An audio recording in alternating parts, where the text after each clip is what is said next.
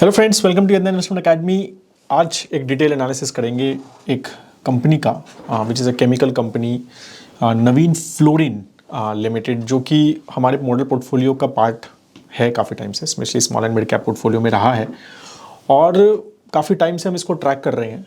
ठीक है, performance has not been good, but typically सारी केमिकल सेक्टर अगर हम लास्ट एक साल में देखें तो has not done very well most of that chemical sector companies, and it is one of them as well.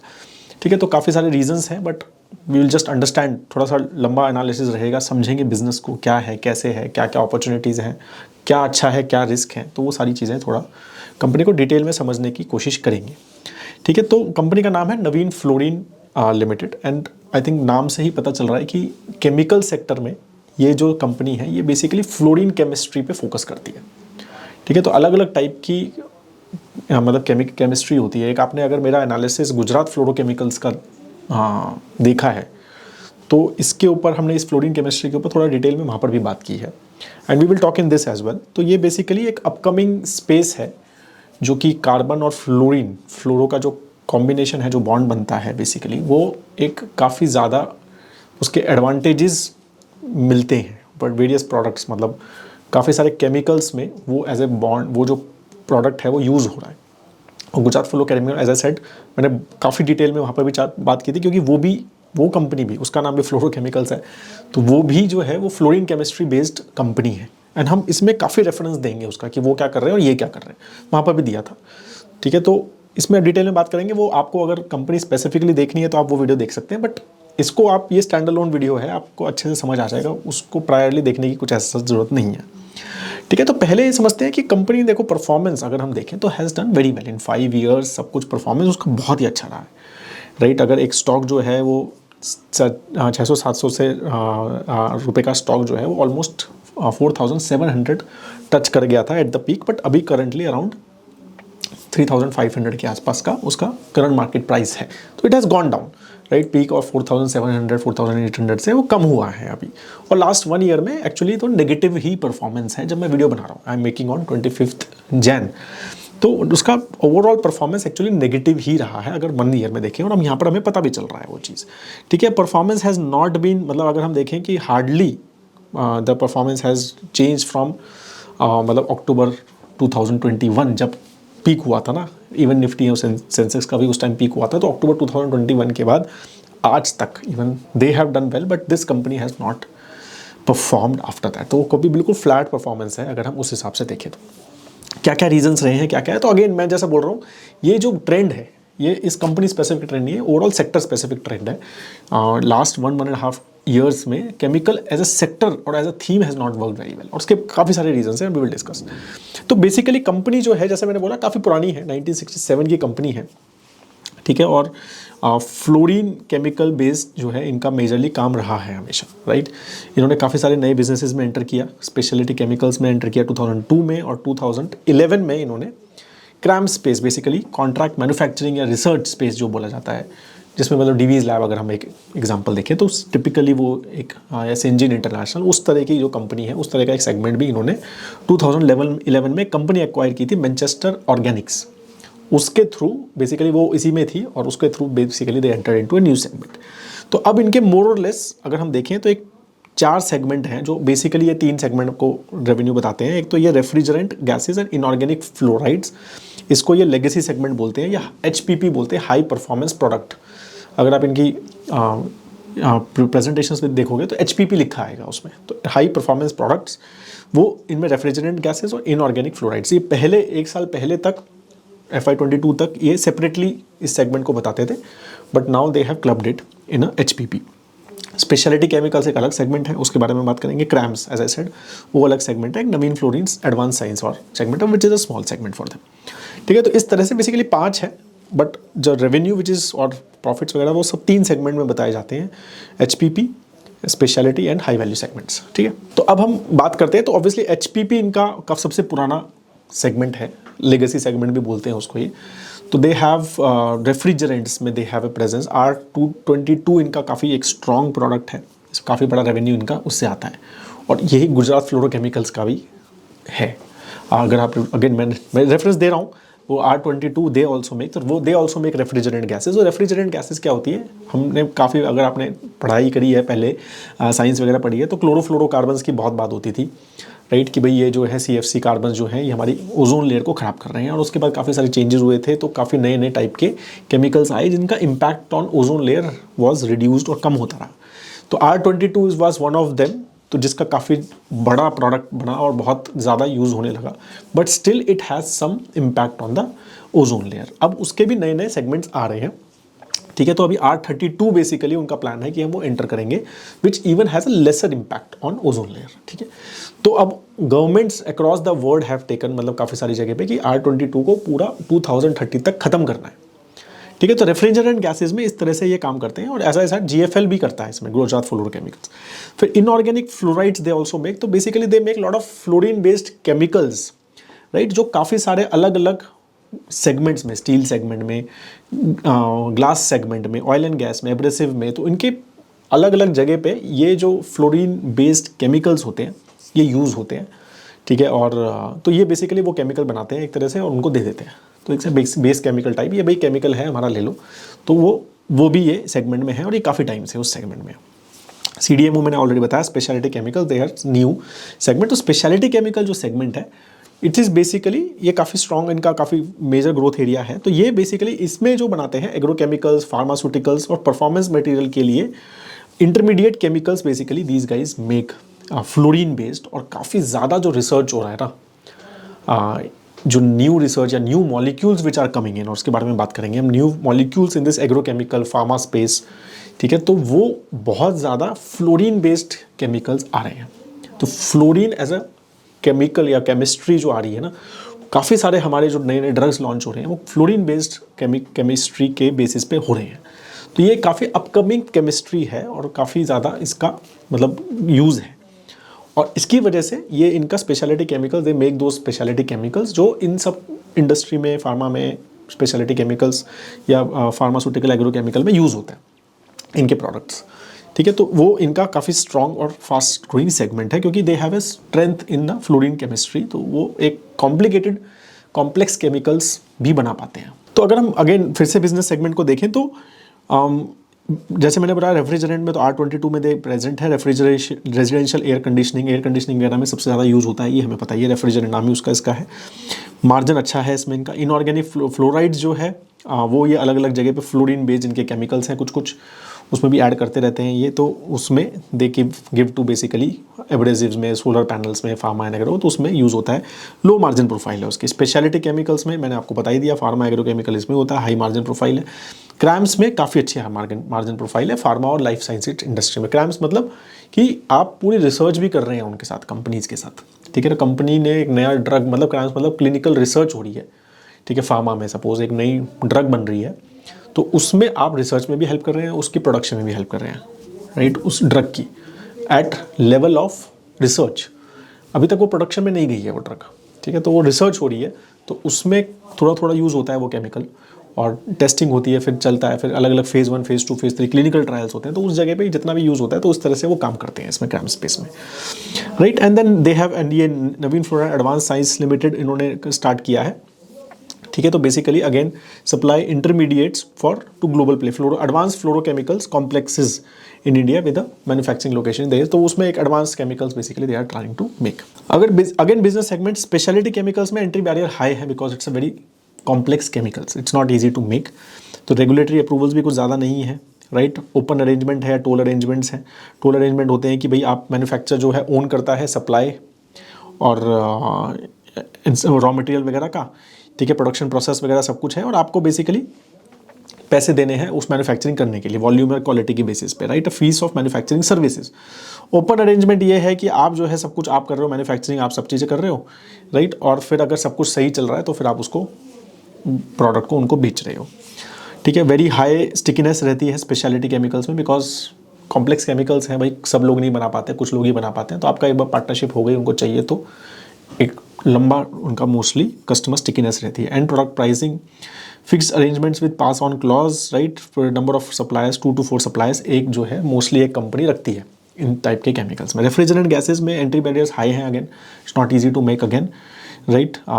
फिर इसमें कस्टमर स्टिकीनेस इसमें भी हाई है, और 2 to 3 सप्लायर्स टिपिकली इसमें रहते हैं। इनऑर्गेनिक फ्लोराइड्स में एंट्री बैरियर स्लो है, क्योंकि ये केमिकल थोड़े बेस केमिकल टाइप है, they are not complicated chemicals, ये सब काफ़ी सारे लोग बना पाते हैं, तो एंट्री बैरियर ज़्यादा नहीं है, और 2 to 4 सप्लायर्स टिपिकली रहते हैं इसमें भी। क्रैम्स में अगेन आपके रिलेशनशिप की वजह से एंट्री बैरियर्स आए हैं। आपने एक कंपनी के साथ टाइप कर लिया कि भाई मैं तुम्हारे साथ करूँगा, क्रैम्स का सिस्टम बनाऊंगा, तो वो आपका एंट्री बैरियर बहुत हाई हो जाता है, कस्टमर स्टिकनेस भी बहुत हाई हो जाता है। तो history again as I said 1967 में गया, मैं ज़्यादा इसके ऊपर जा नहीं रहा हूँ, राइट।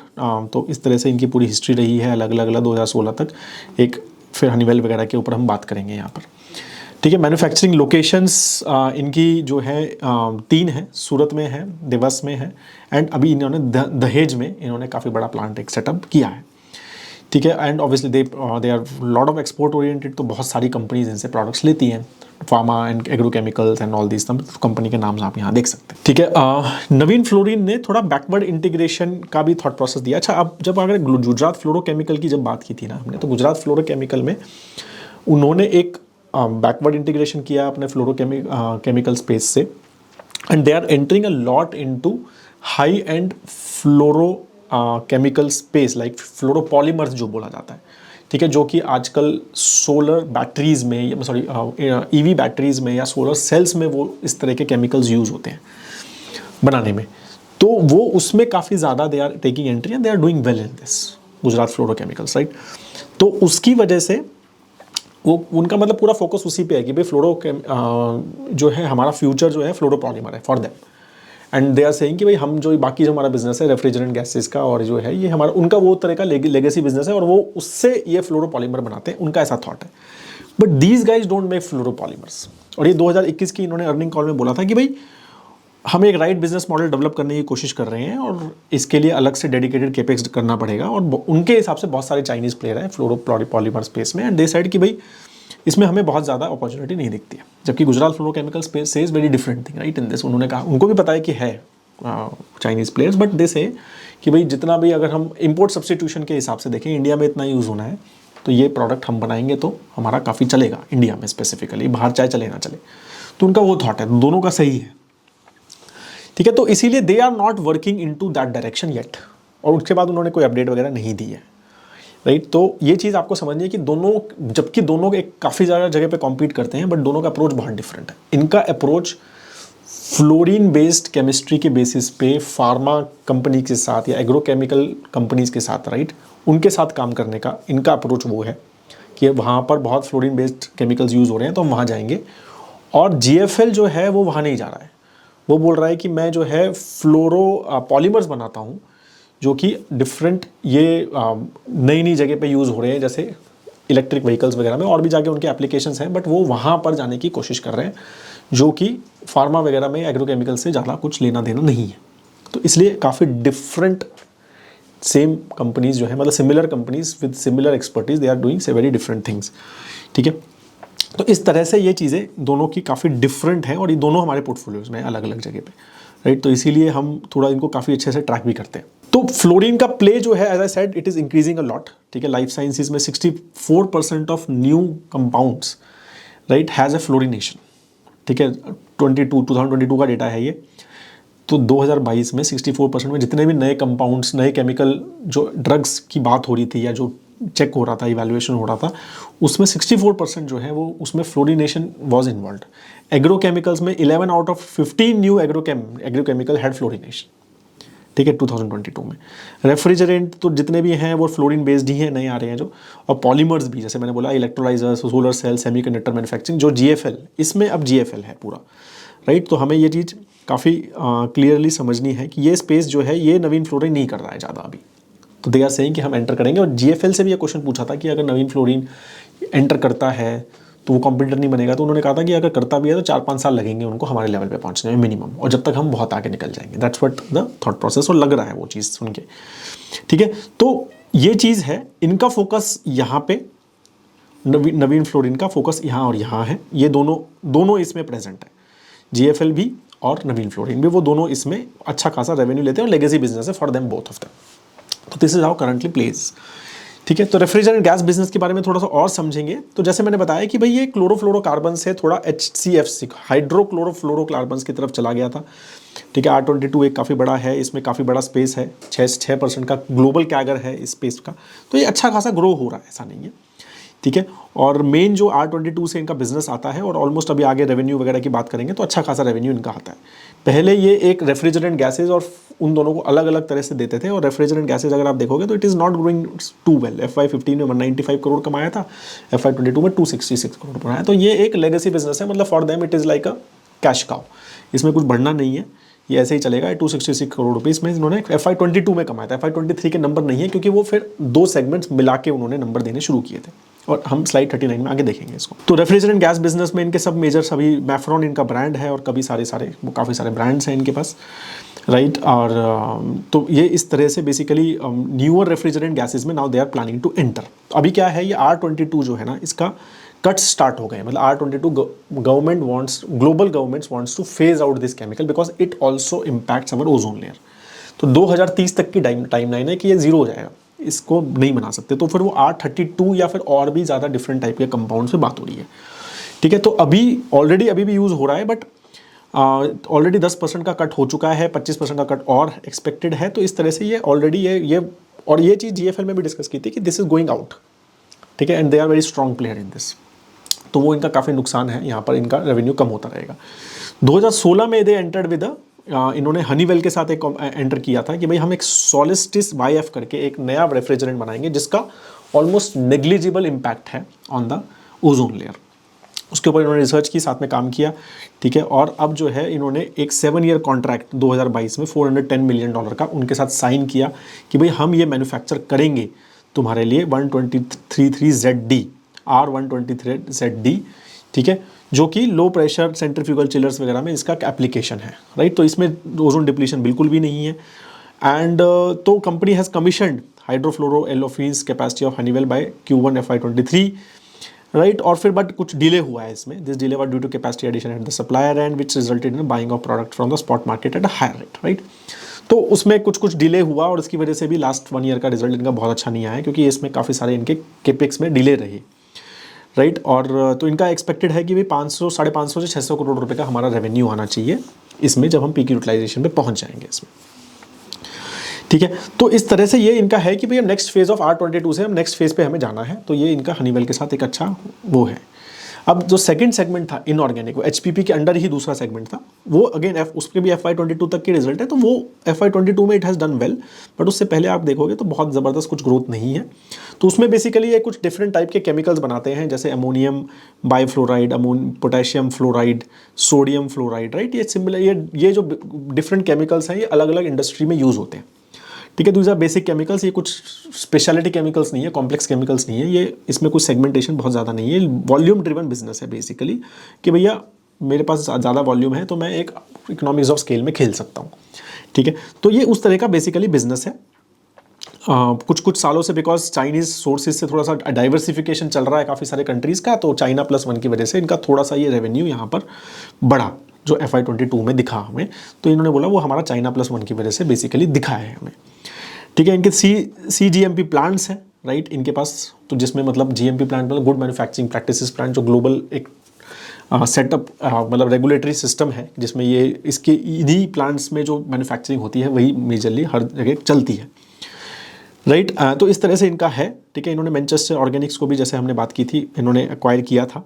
तो वही जब इन्होंने क्रैम स्पेस में एंटर किया तो इन्होंने कहा कि भाई हमें फ्लोरिनेशन में काफ़ी सारे हमारे पास केमिकल्स भी हैं, स्पेशलिटी केमिकल्स भी हैं, तो हम आगे जाते हैं, राइट। तो ये इस तरह से इन्होंने ये सारी चीज़ें की थी। अब speciality chemical is a focus, right, और उसमें ग्रोथ भी दिखी है हमें, ऑलमोस्ट 3 टाइम्स हुआ है अगर हम देखें 5-6 ईयर्स में, राइट। इवन H1 FY24 जब मैं रिजल्ट बनाया तो Q3 का रिजल्ट नहीं आया है, तो उसमें भी डिसेंट ग्रोथ है। मतलब जिस तरह का इंडस्ट्री है, सेक्टर है, एक्सपोर्ट ग्लोबल मार्केट स्लोडाउन वगैरह पे चल रहा है, और जिस तरह का थोड़ा डंपिंग भी हो रहा है फ्रॉम चाइना, तो उस तरह से they have still done well in this segment. 40-50% ये सेगमेंट जो है एक्सपोर्ट से पैसा आता है इस सेगमेंट में। ठीक है, तो ये इसमें ये फार्मा, एग्रोकेमिकल और इंडस्ट्रियल के लिए एक बहुत ही कॉम्प्लेक्स फ्लोरीन बेस्ड केमिकल्स बनाते हैं।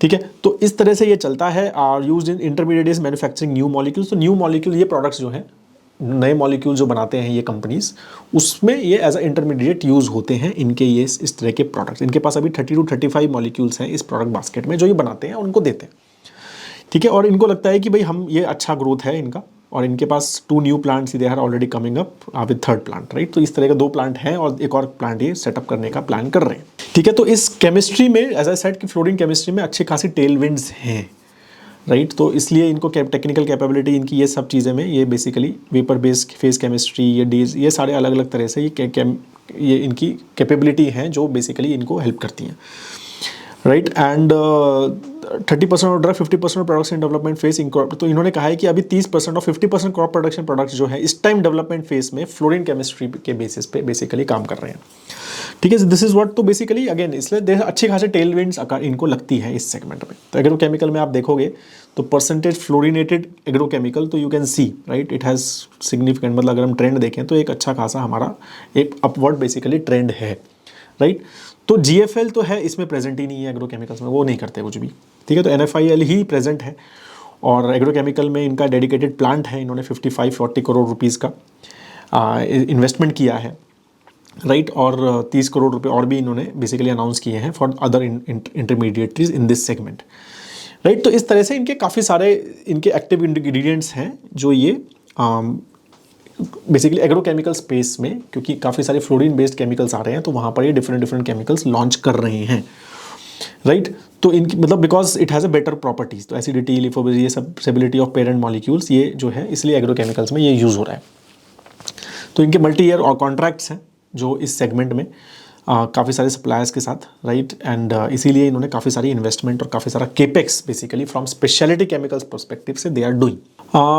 अभी इसी तरह इवन HFC जो हमारा इनिशियल था तो उसमें भी इन्होंने R22 से अपग्रेडेड, राइट, उसके लिए भी दे आर डूइंग सब इन्वेस्टमेंट्स। तो उनको लगता है कि भाई R22 तो चले जाएगा अभी, राइट, उसमें तो ऑलरेडी काफ़ी सारा चीज़ें हो गई हैं, तो अब हमें नेक्स्ट लेवल पे जाना है। एक तो उनका हनीवेल के साथ सेटअप है, एक R32 मॉलिक्यूल जो नेक्स्ट R22 का डायरेक्ट रिप्लेसमेंट है बेसिकली, उसमें यूज़ हो रहा है। तो they are basically setup, they have capex of 80 crore rupees R32 plant commissioning जो इनको करना है, राइट। एंड तो उसके लिए भी इन्होंने बेसिकली अलग अलग प्लांट्स हैं। और ऑब्वियसली एक केपेक्स करके ऐसा नहीं है कि सिर्फ एक ही जगह यूज़ होता है, तो वो काफ़ी सारी चीज़ें हैं क्योंकि सब कुछ कनेक्टेड है ना, अल्टीमेटली है सारा फ्लोरीन बेस। तो एक चीज़ यहाँ यूज़ हो रही है, फिर उसका वो बेस केमिकल फिर हमारे स्पेशलिटी केमिकल बनाने में यूज़ हो जाता है, फिर वही चीज़ ये थोड़ा बहुत अपने क्रैम स्पेस में यूज़ कर लेते हैं। तो ऑब्वियसली ऐसा नहीं है कि एक केपेक्स हो गया तो वो सिर्फ उसी डिवीज़न का है, इसका ही नहीं यूज़ हो सकता, तो वैसा नहीं होता है, ठीक है। तो वो सब चीज़ें इधर उधर सब चीज़ें यूज़ होती हैं।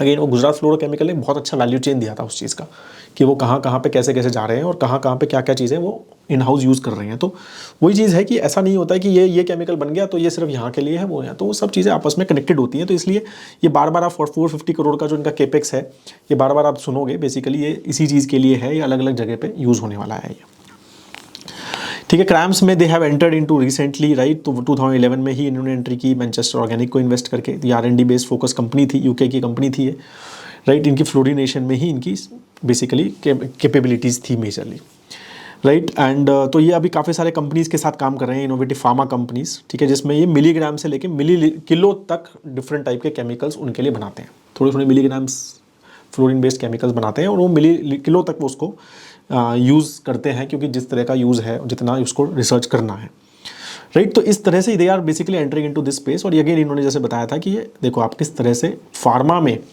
फ्लोरिनेटेड नए न्यू कंपाउंड्स जो आ रहे हैं वो कितने ज़बरदस्त तरह से इंक्रीज़ हो रहे हैं, राइट। और उसमें स्किन डिजीज़ के 13% कंपाउंड्स, ये सारे तो अलग अलग जगह फ्लोरीन बेस्ड केमिस्ट्री का ग्रोथ बहुत फास्ट हो रहा है, इसलिए इनको बहुत एडवांटेज है उस चीज़ का कि there is a clear trend कि भाई ये फ्लोरीन, और जिसकी फ्लोरीन में केमिस्ट्री में स्ट्रेंथ ज़्यादा है वो हो, ठीक है।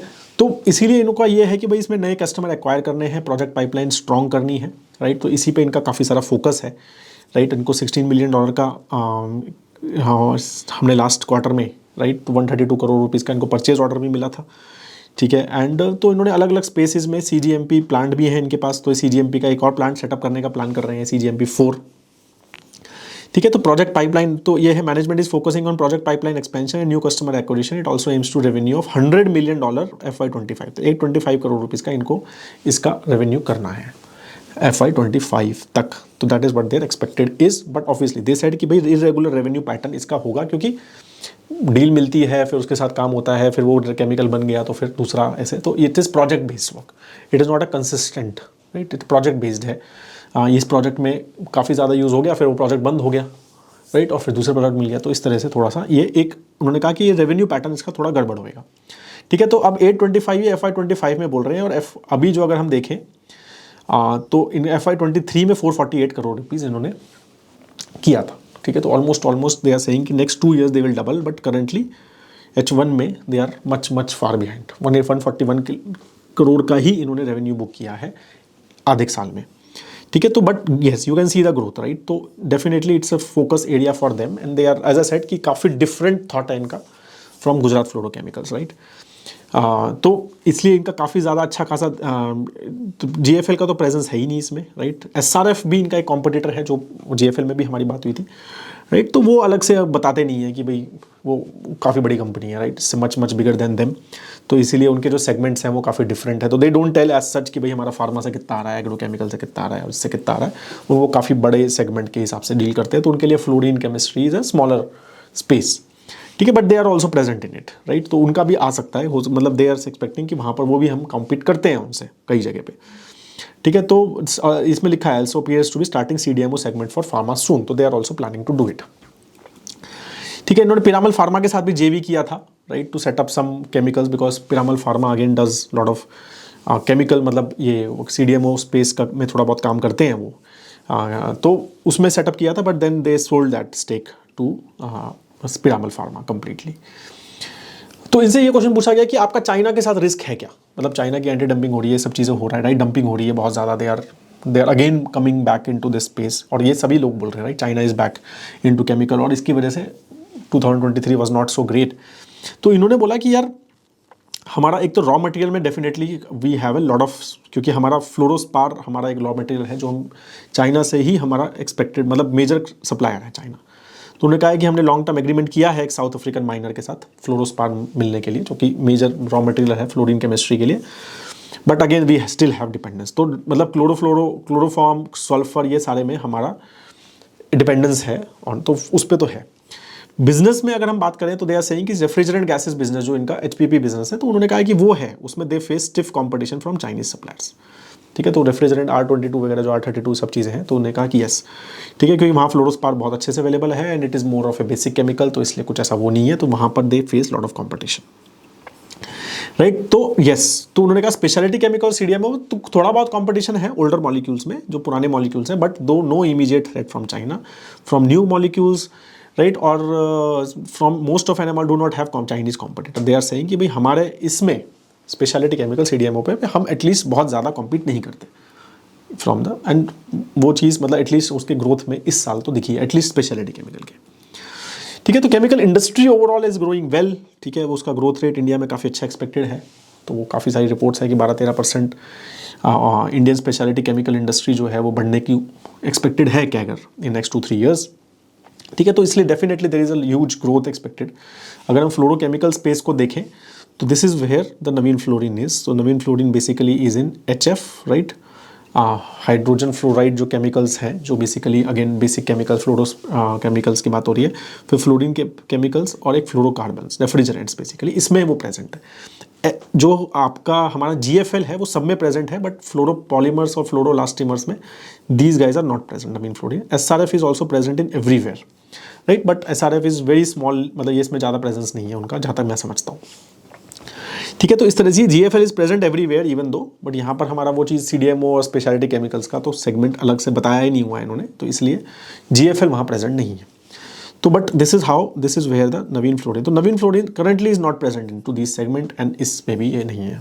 अब हम फाइनेंशियल्स की बात करते हैं, तो it has been a very very strong growth company, ठीक है, तो इसीलिए उसका स्टॉक प्राइस भी we have seen it has done very very well, ठीक है। तो ये तो क्वार्टर रिजल्ट्स हैं, ठीक है। तो क्वार्टरली अगर हम देखें तो Q4 FY23 तक द कंपनी का बहुत ही consistently we can see a growth, right, but last 2 quarters as I said it is very very similar to all the other chemical, most of the other chemical companies, and it has been mostly degrowth हुई है हमारी उस हिसाब से, right. Of course overall global भी market थोड़ा slow down रहा, तो इसकी वजह से भी थोड़ा उनका इम्पैक्ट आई एम श्योर वो रहा है, right. Production related delays in Dahej resulted in different of sale of new product in speciality. तो वो सारी चीज़ें इन्होंने रीजंस दिए हैं कि भाई केपेक्स थोड़ा स्लो रहा, रैम्पिंग अप हमारा इतना अच्छा नहीं हुआ दहेज प्लांट में। R32 प्लांट जो है हमने जो सेटअप किया था उसमें अभी तक स्टेबलाइजेशन उतनी लेवल पे नहीं पहुंची है, ठीक है। और वो चीज़ हमने यहाँ पर लगातार अगर हम लास्ट 2 क्वार्टर्स देखेंगे तो we can see the margin also declining, right.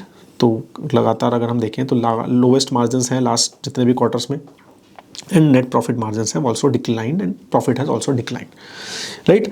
तो लॉस सेल्स, लोअर सेल्स, इंसेडेमो, one time expense 6 crore rupees, ये सारे रीजन उन्होंने दिए।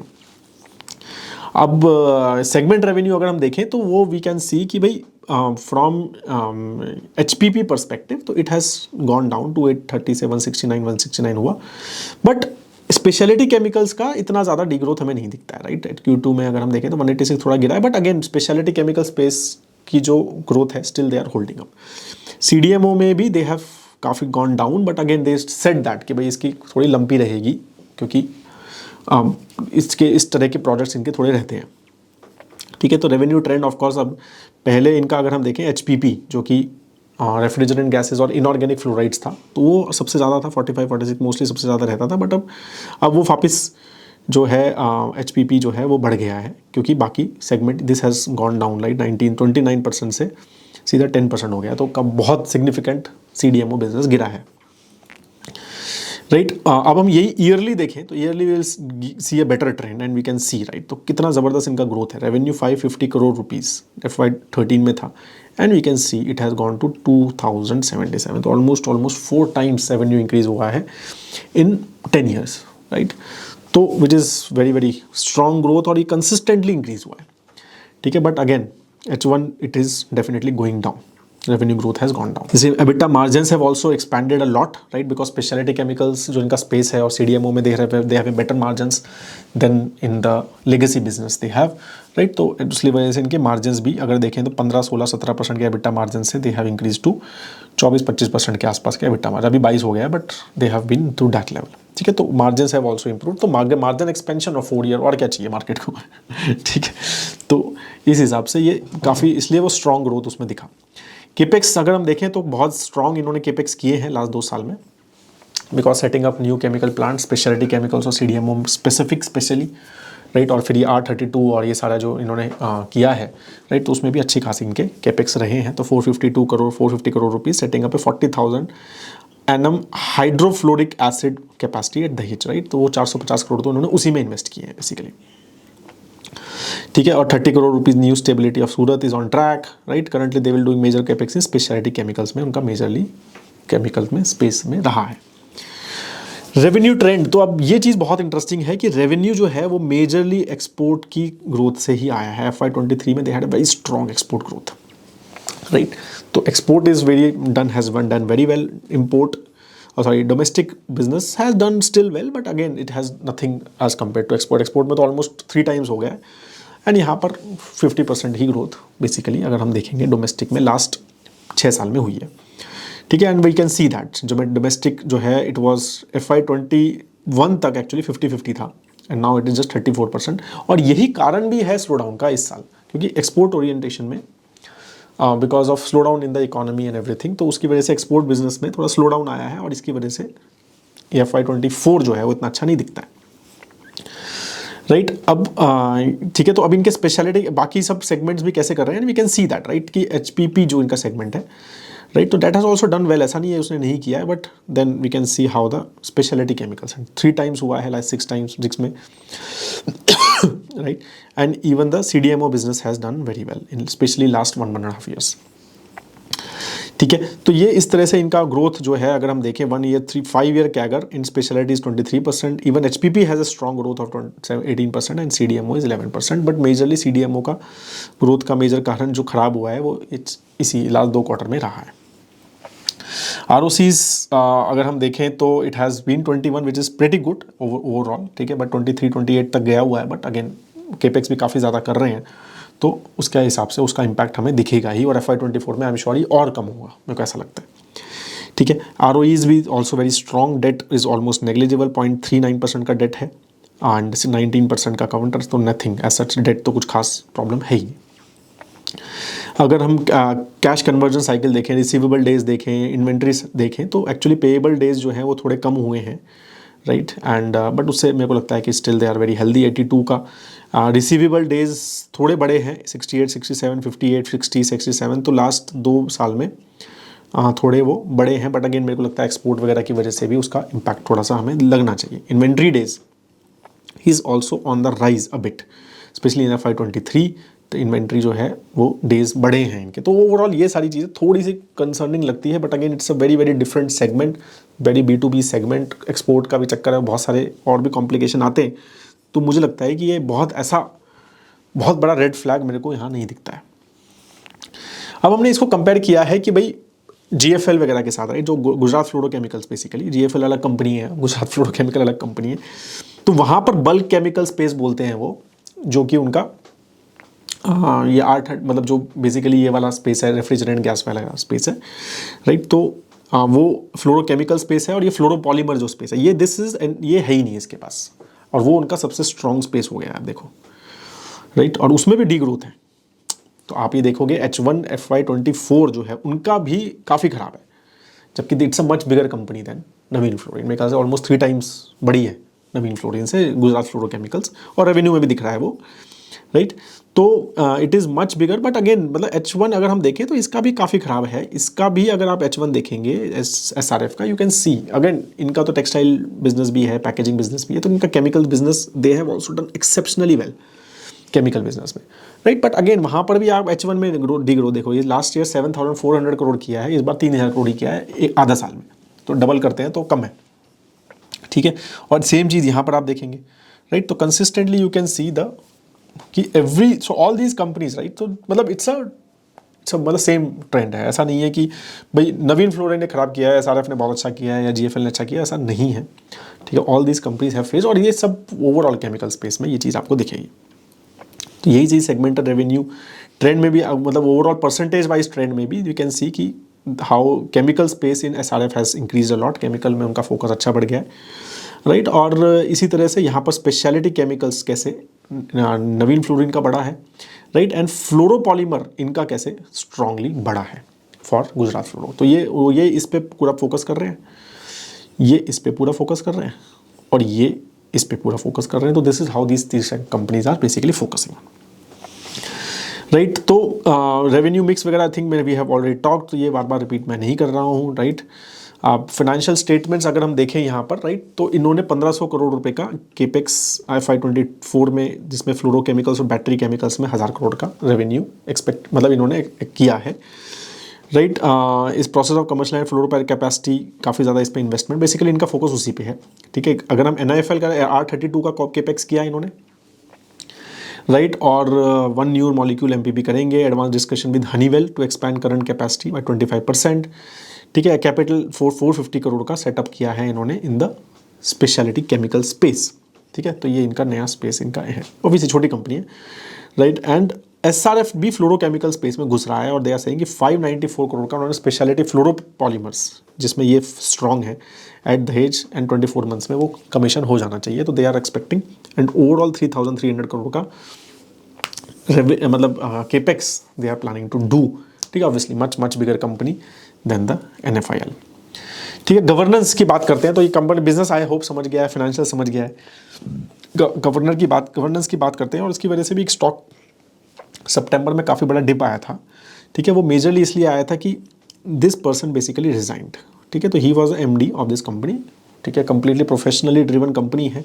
विशाल मफदलाल जी जो कि प्रमोटर हैं, फैमिली से हैं, मतलब he is the chairman, but company is was manage by Radhesh Welling, ठीक है। तो he was the MD for 5 years, and उनके मतलब बोलते हैं कि उनकी वजह से ये काफ़ी सारा जो फार्मा में एंट्री और ये सब CDMO में एंट्री और ये सारा इन्होंने काफ़ी ज़्यादा उसको फोकस किया, स्पेशलिटी केमिकल्स वगैरह में एंट्री, तो इसलिए मार्केट्स और उसको काफ़ी एक पॉजिटिवली उनको दिखती है। बट ही रिजाइंड, ठीक है। तो उसके बारे में बात करेंगे।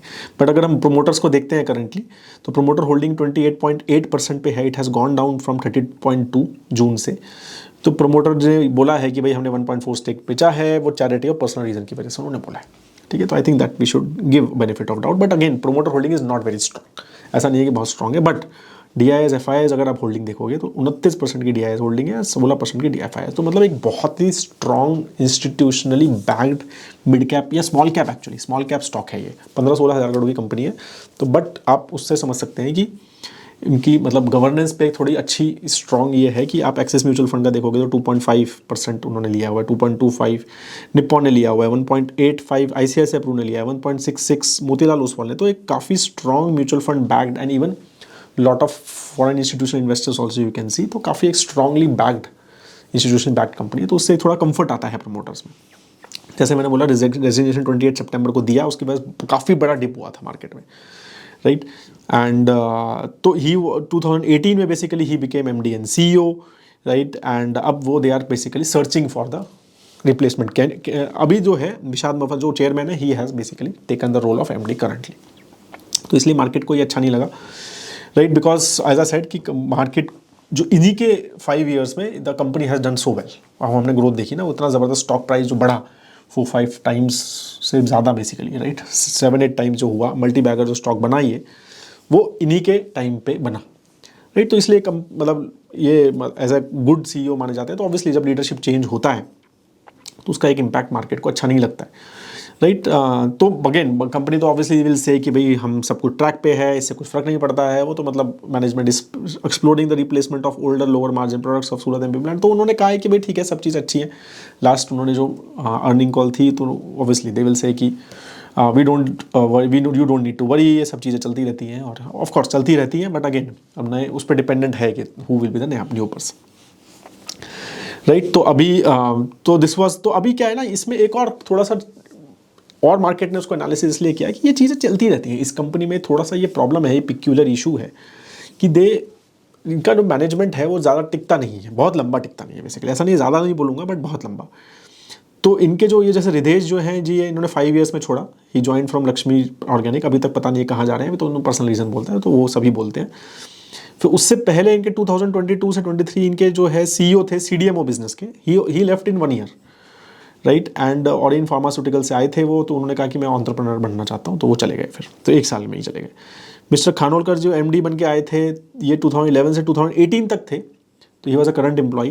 Then he left and became a ED and CEO of DCM Shriram chemical company, ठीक है। तो उन्होंने वो छोड़ के वहाँ बन गए वो, ठीक है। तो उन्होंने 7 साल काम किया, पहले ये MD थे, फिर रिदेश जी MD बने और ही ऑल्सो लेफ्ट, ठीक है। तो इस तरह से इनके मतलब पीपल हैव केप्ट ऑन, मतलब एक बहुत स्ट्रॉन्ग वो नहीं लगता है। और एट्रिशन रेट भी अगर आप देखोगे तो हमने इनके जो फाइनेंशियल सर्व रहे तो वो थोड़े ज़्यादा हैं इनके एम्प्लॉय एट्रिशन। तो 15% एक केमिकल कंपनी के attrition is little high according to me, right. तो that is again only red flag which I see, मतलब major red flag in governance, right, nothing else I सी।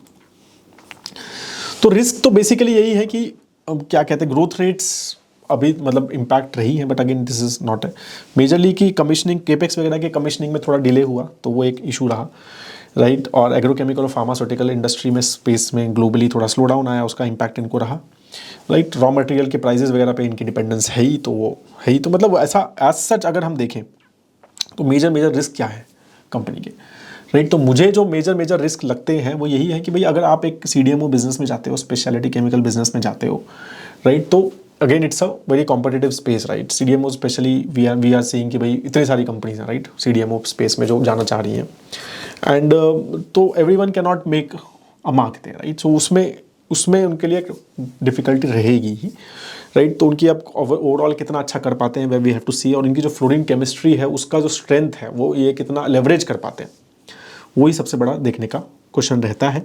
बाकी R22 तो वो मेरे ख्याल से 2030 तक उसको हटना ही है। तो उनका अभी जो रेवेन्यू उससे FY22 में 19% रेवेन्यू उसने कंट्रीब्यूट किया था FY22 में, ठीक है। और वो FY20 में 26% था, ठीक है। तो वो अच्छा खासा रेवेन्यू उनका अभी भी वहाँ से आता ही होगा, and it has to be decrease. तो वो R32 प्लांट जो उनका थोड़ा सा डिले हो रहा है उसका भी इम्पैक्ट आई एम श्योर लगता है, बट अगेन वो थोड़ा सा रिकवर करना चाहिए with Honeywell and R32 plant का थॉट प्रोसेस से। मुझे लगता है कि it should do well, but let's see, ठीक है। तो वो कुछ छोटे रीजंस हैं, रिस्क हैं, और बाकी चाइनीज़ थोड़ा रिस्क है in various here and specially in segments like refrigerant segments and in fluoride segment, inorganic fluoride segment. तो वहाँ पर वो कॉम्पिटिशन का इम्पैक्ट उनका है ही, राइट। तो अगेन मतलब I don't see a major risk as such कि भाई बहुत बड़ा कोई एक बड़ा रिस्क है, ये सब रिस्क मेरे ख्याल से हर कंपनी के साथ होते हैं, ये हो गया तो वो हो गया तो राइट। तो बट अगेन क्लियर मोड तो है फ्लूइड केमिस्ट्री का, ठीक है। तो मेरे को लगता है कि अगर if everything goes well, global थोड़ा सिनारियो अच्छा हुआ and they can leverage there this chemistry and they can create few more deals, तो they can do really well, ठीक है। बाकी वैल्यूएशन इम्पैक्ट तो है ही, वैल्यूएशन दे आर 45 का पी है करंटली, 16,000 करोड़ का मार्केट कैप है, right. P has been higher in the last 5 year and 3 year because of the growth, but again it has gone down, ठीक है। 1 ईयर का 12% से गिरा है स्टॉक, 3 साल में सिर्फ 9% का ही ग्रोथ दिख रहा है, बट 5 ईयर में 39% का कैगर ग्रोथ है, right. But again it is all because of these reasons basically कि लास्ट 1 ईयर में things have not been so well and valuation work very high, तो उसकी वजह से स्टॉक हैज़ बीन करेक्टेड। तो these all the reasons, as I said कि थोड़ा बहुत इम्पैक्ट रहेगा, सारी चीज़ें हैं कि आपको नंबर्स देखने हैं, ग्रोथ आ रही है नहीं आ रही, राइट। और फोकस यही है कि आपका एक्सपोर्ट ओरिएंटेड बिजनेस में क्या फोकस है, CDMO और स्पेशलिटी केमिकल स्पेशली स्पेस में how they are doing. I think that's what we should keep on looking, and of course from the management perspective who is the new CEO और MD who is going to come, that we have to basically have a look very closely on it. That is all I have on this. If you have any question on this, do write in the comment section below. Have a great time ahead दोस्तों, जय हिंद।